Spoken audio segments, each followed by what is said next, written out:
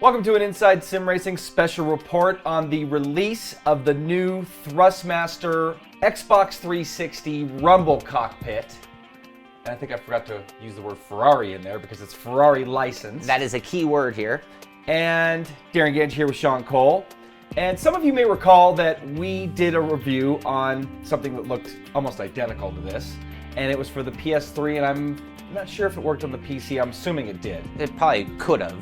And that one didn't have Rumble, but you may have recalled our review on that. And this one's very similar. We're not going to do a full review on this one because we got to check it out here at this launch party. But Thrustmaster invited us up to San Francisco to check this out for the launch of their new Ferrari cockpit. And here to tell you a little bit about it. Now, for those of you looking for an advanced setup or an advanced force feedback wheel for the 360, this isn't the one. And for you hardcore sim racers, you should probably just tune out now because this isn't intended for you. But wait a second. No, hardcore guys, don't tune out yet because we have a story about Oriol Servia, who some of you may know is an Indycar driver. He was at this launch party as well. And so is this kick-ass VRX full motion simulator. Running a T500. T500 with the F1 wheel and iRacing too, by the way. So we got some full sim action against Oriol Servia. Matter of fact, Yeah. F1 car at Mosport was our challenge with him, but more on that later. First off, we have this entry-level cockpit, is what we're gonna call it, for the Xbox 360. Actually, why don't we just tell you what's on the press release here. So it's the Ferrari Vibration GT Cockpit 458 Italia edition, and it incorporates GVS technology, or what they're referring to as a global vibration system. And this is allowing for the high frequency vibration from the motors to be felt not only on the wheel itself, but also throughout the cockpit's entire steering column and pedal set. This provides incredibly realistic effects and total immersion in racing games. The ultra-precise wheel featuring 16-bit performance for more than 65,000 values on the wheel's steering. It allows players unparalleled control in turns. The gear shifting is carried out via the metal sequential paddle shifters, and the wheel features a Manatino dial just like the real Ferrari. Textured rubber grips on the wheel ensure optimal comfort. The wheel measures 11.2 inches in diameter and is a 7/10 scale replica of the wheel in the real Ferrari 458 Italia. Its weighted base is over 22 pounds, providing excellent overall stability no matter how intense the race becomes. The Ferrari Vibration GT Cockpit 458 Italia edition will be available in September at a suggested retail price of $299.99, and you'll be able to check it out at buythrustmaster.com.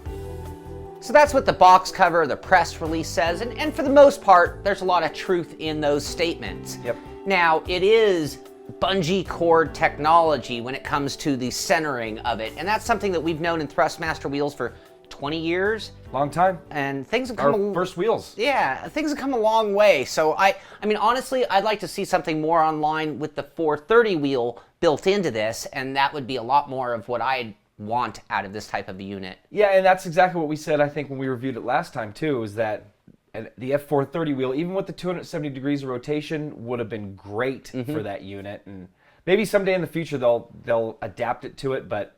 And it couldn't be wireless then. So part of this was to be a True. wireless wheel, and with that, you're not going to get force feedback. Yep.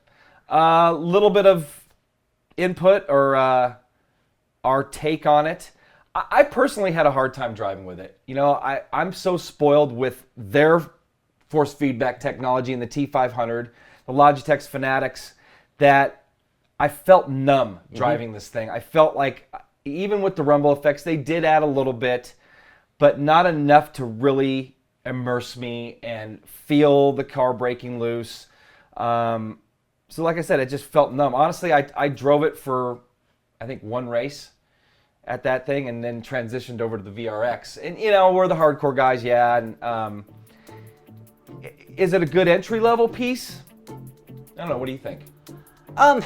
Except for that price point, I'd immediately say yes. I mean, this puts you on a level where you're really comparing driving against the controller. I would put this more against that than up against my force feedback wheel, for example.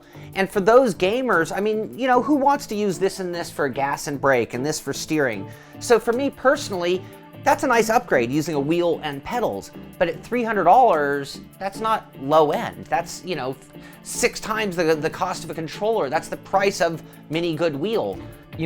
For an entry-level wheel, I think that it's almost misrepresenting how great sim racing can be and how immersive it can be. Just because if somebody's going from the controller to that wheel and pedal setup, they're going to be misled. They're going to be like, this sucks. Or no offense to Thrustmaster, I love the design and I just need force feedback on that wheel. It's just, to me, I feel numb without it. I love the Ferrari, licensing on it and design and the replica, but I need more. And again, I think it's misrepresenting how great sim racing can be. Yeah, I think that's a fair assumption or statement there about misrepresenting. Now, on the other hand, when I take this item and I put it, like this party was at a Ferrari store, it was an amazing venue and there are a lot of real hardcore Ferrari fans. In that atmosphere, this is a great item and a great price point even. So for that group, I think this thing isn't even misrepresenting anything because they're probably not hardcore sim racers. They're looking for gadgets with Ferrari branding. Yep. Bingo, this is perfect for that. I mean, we had a neighbor who ran around in probably a $100 Ferrari backpack, remember? Yep. And I think that's kind of their market, and I don't think it's gonna be taking away from those guys. Now, people who watch our show, fans of hardcore sim racing, obviously they missed the boat a lot. Yep. So that's gonna pretty much wrap up our take on that piece on the Ferrari F458 Italia Rumble Cockpit for the 360 and PC actually it works for as well. But stay tuned, we're gonna have more. Actually, before we get to that, I'd like to thank Thrustmaster for having us up there for this launch. Yeah. We may not have been their target market or demographic as far as covering it, but they had us there anyway, and it was a lot of fun. And more on the fun we had when we come back.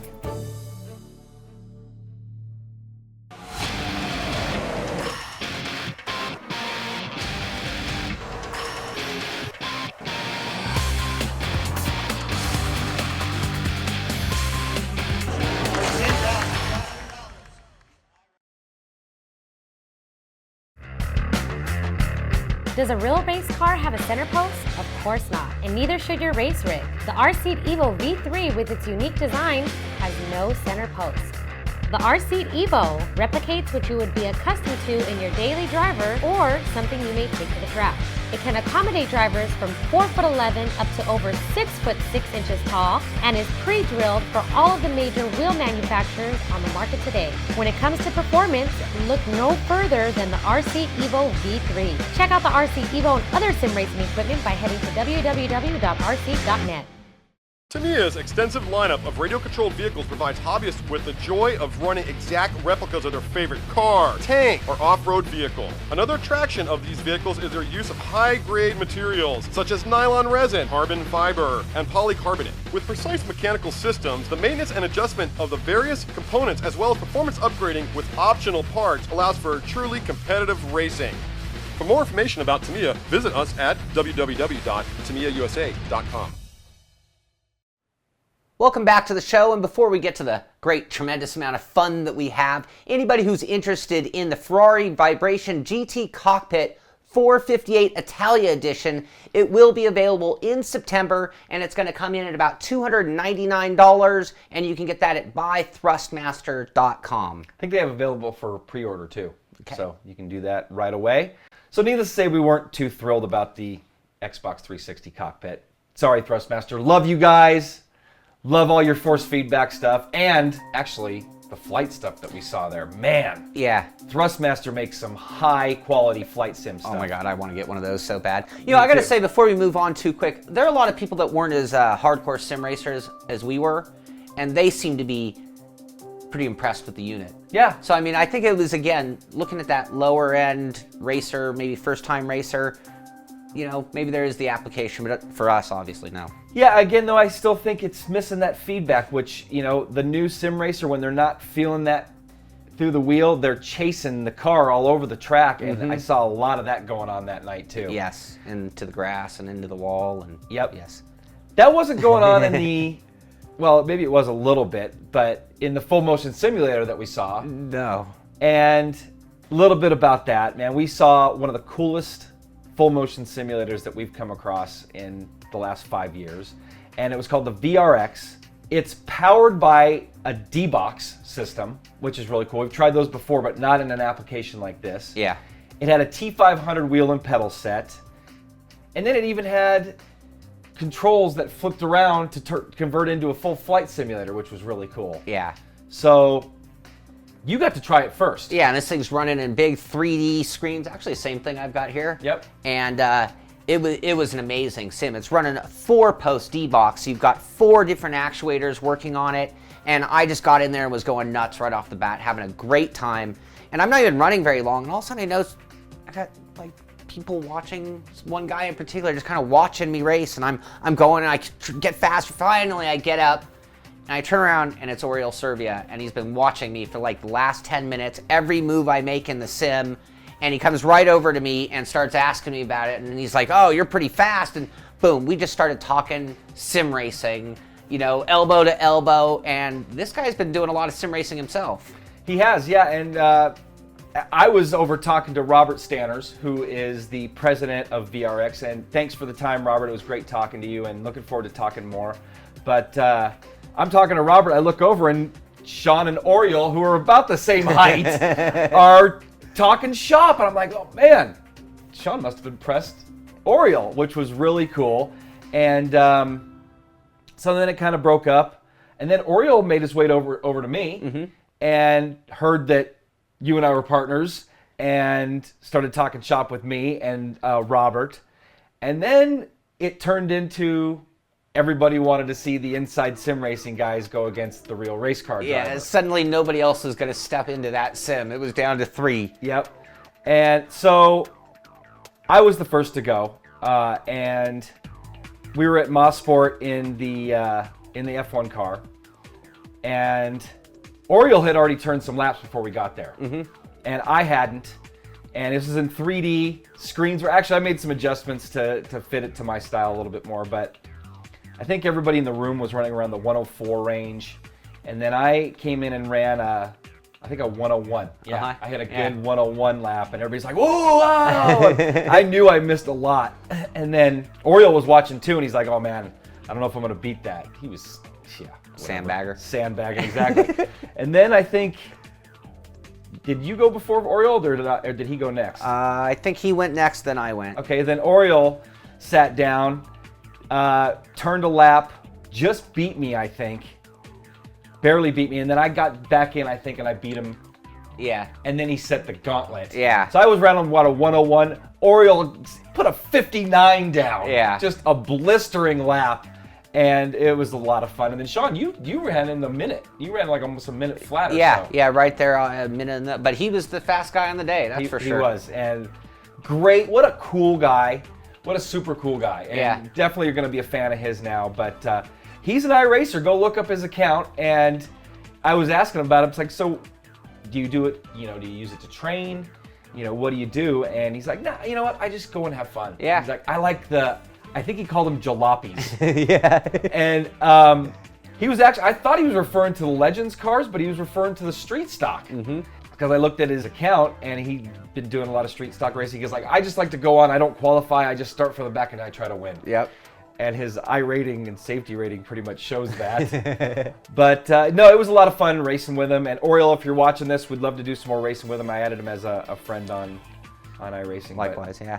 That was a cool experience. And great event. Yeah, it was. It was a lot of fun. And again, thanks to Thrustmaster for having us, inviting us up, and showing us a great time. They had some great Italian food and great hosts, and Oriol Servia was a lot of fun. And then again, thanks to Robert Stanners and his guys, and talking shop with them about their sim, and they were really passionate about that VRX. Very much so, and wanted to know what we had to say about it. So a little bit more about that thing. Yeah. What do you think, man? I liked the way it moved. I liked it seemed like it was fairly quick. It was a great sim. It was really dialed in that night too, It was. They asked my opinion. I said it's a little too much. They had the vibration going a little too much, and they said, we try to, for shows like this, we want to over exaggerate things. But they had agreed with that. But man, it was really feeling all the bumps and stuff in iRacing like I had never really felt it before. They really had it dialed in. Yeah. And man, what a cool rig. How, like we were talking about, you could switch to full flight sim mode. Yeah.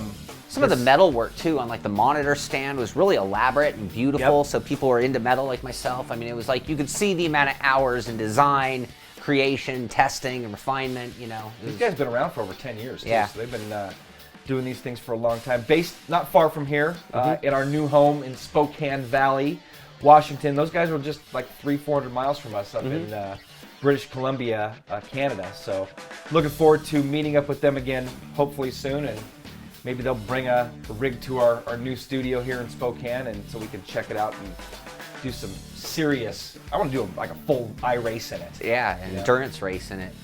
So that's pretty much going to wrap things up for our special report on the Ferrari 458 replica cockpit with rumble for the 360, and our cool look at that VRX simulator with the T500 F1 wheel attached to it, and got to run against Oriol Servia, and had a great time. So for Shaun Cole, I'm Darin Ganji. That's going to wrap things up.